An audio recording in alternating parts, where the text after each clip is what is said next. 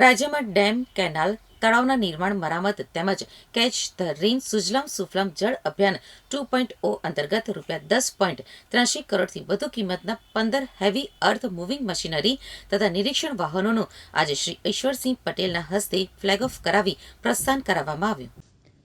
જળ સંપત્તિ મંત્રી શ્રી ઈશ્વરસિંહ પટેલે જણાવ્યું હતું કે મુખ્યમંત્રી શ્રી ભૂપેન્દ્ર પટેલ, નાયબ મુખ્યમંત્રી શ્રી હર્ષ સંઘવીના માર્ગદર્શનમાં વર્ષ 2025-26માં જળ સંપત્તિ વિભાગની યાંત્રિક પાંખ દ્વારા ₹1,83.83 લાખના ખર્ચે વિવિધ પ્રકારની મશીનરી અને વાહનોની ખરીદી કરવામાં આવી છે. આ વાહનો દ્વારા રાજ્યના વર્તમાન ડેમ, કેનાલ, તળાવ બનાવવા, દુરસ્ત કરવા તેમજ વડાપ્રધાન શ્રી નરેન્દ્ર મોદીના સ્વપ્ન સમાન catch the rain Sujalam Sufalam જળ અભિયાન 2.0 અંતર્ગત કાંપ દૂર કરી તળાવો ઊંડા કરવા, કેનાલોની મરામત, સાફ સફાઈ, પૂરના પાણીને નડતરરૂપ અવરોધો દૂર કરવા, પૂર રાહતની આકસ્મિક અને આવશ્યક કામગીરી, જળ સંગ્રહ, જળ સંચયની કામગીરી સુચારુ રૂપે ત્વરિત કરી શકાય તે હેતુથી આ આધુનિક હેવી મશીનરી ખરીદી કરવામાં આવી છે. મંત્રીશ્રીએ કહ્યું હતું કે સુરત ખાતે તાપી નદીમાં ઝીંગા તળાવની માસ ડિમોલિશનની કામગીરી 7 નંગ ડોઝર મશીનરીથી ચાલુ છે, જેમાં 45 સ્ક્વેર કિલોમીટરની ડિમોલિશન કામગીરી હતી. તેમાંથી અંદાજિત 5 સ્ક્વેર કિલોમીટર જેટલી કામગીરી પૂર્ણ થઈ ગઈ છે. આ મશીનરીમાંથી 2 મોટા ડોઝર સુરત ખાતે કામગીરી માટે ફાળવવામાં આવશે, જ્યારે અન્ય મશીનરીઓ રાજ્યના સૌરાષ્ટ્ર ઝોન, ઉત્તર ઝોન, મધ્ય ગુજરાત તથા દક્ષિણ ઝોનમાં ફાળવવામાં આવશે. ગત વર્ષે પણ ₹879 લાખના ખર્ચે કુલ 15 નંગ હેવી મશીનરીઓની ખરીદી કરી રાજ્યના 4 ઝોનમાં પ્રજાલક્ષી કામો માટે ફાળવણી કરવામાં આવી હતી. મંત્રી શ્રી ઈશ્વરસિંહ પટેલે વાહનોની ઉપયોગિતા વિશે વધુ વિગતો આપતા કહ્યું હતું કે જળ સંપત્તિ વિભાગની મશીનરી દ્વારા વાર્ષિક અંદાજિત 70 લાખ ઘન મીટરથી વધુ માટીકામ તેમજ હયાત કેનાલ, ડેમના પાળા ઉપર ઉગી નીકળેલ નડતરરૂપ ઝાડી ઝાંખરા તેમજ નકામી વનસ્પતિ વગેરેને દૂર કરવાની કામગીરી કરવામાં આવે છે. તદુપરાંત ગામ, તળાવ નવા બનાવવા, છીછરા થયેલ હયાત તળાવોને પુનઃ ઊંડા કરવા તેમજ પૂર દરમિયાન ડેમના અને કેનાલના ક્ષતિ પામેલ પાળાઓની મરામત કામગીરી કરવામાં આવી છે. આ કામગીરીથી ડેમ સલામતીમાં વધારો થશે અને ગામ, તળાવોની જળ સંગ્રહ શક્તિમાં વધારાની સાથે પાણી સંગ્રહ પણ થશે.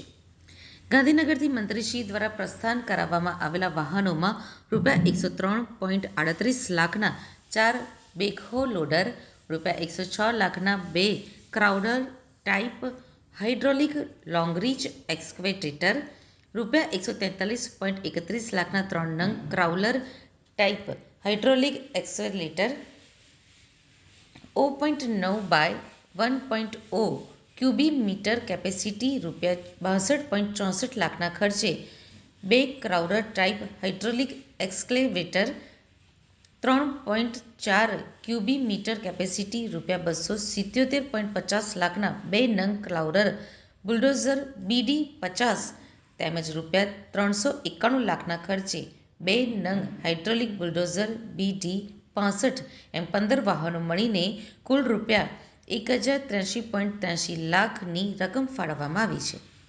રાજ્યના મુખ્યમંત્રી આદરણીય શ્રી ભૂપેન્દ્રભાઈ પટેલ અને ડેપ્યુટી મુખ્યમંત્રી શ્રી હર્ષભાઈ સંઘવીજીના નેતૃત્વની અંદર મારા જળ સંપત્તિ વિભાગની અંદર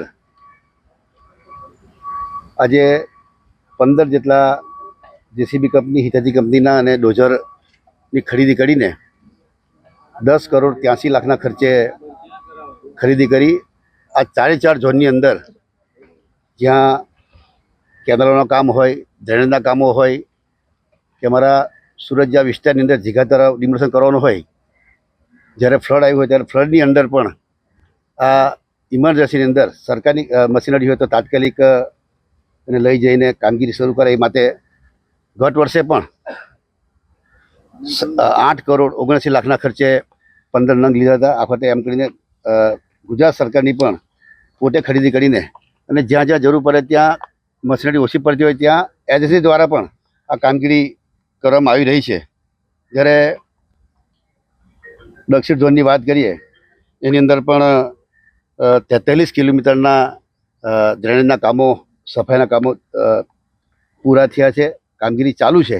આવનારા દિવસોમાં ચોમાસા પહેલાં આ તમામ ડ્રેનેજો સાફ સફાઈ કરવાને કારણે જે વરસાદી પાણીનો જે ભરાવ થતો હતો એનો પણ નિકાલ થવાનો છે. અમારા જ્યારે ડેમોની કામગીરી કરવાની હોય, એમાં સિલ્ટિંગ કાઢવાનું હોય, ફ્લડ વખતે જરૂર પડે ત્યારે આ મશીનરી દ્વારા કામગીરી થઈ શકે એ માટે રાજ્ય સરકાર પર કટિબદ્ધ છે. જળ સંપત્તિ વિભાગ દ્વારા આજે અહીંયાથી ફ્લેગ ઓફ કરીને દક્ષિણ, મધ્ય, સૌરાષ્ટ્ર, કચ્છ આ 4 ઝોનની અંદર આ મશીનરી ત્યાં પહોંચાડવામાં આવશે.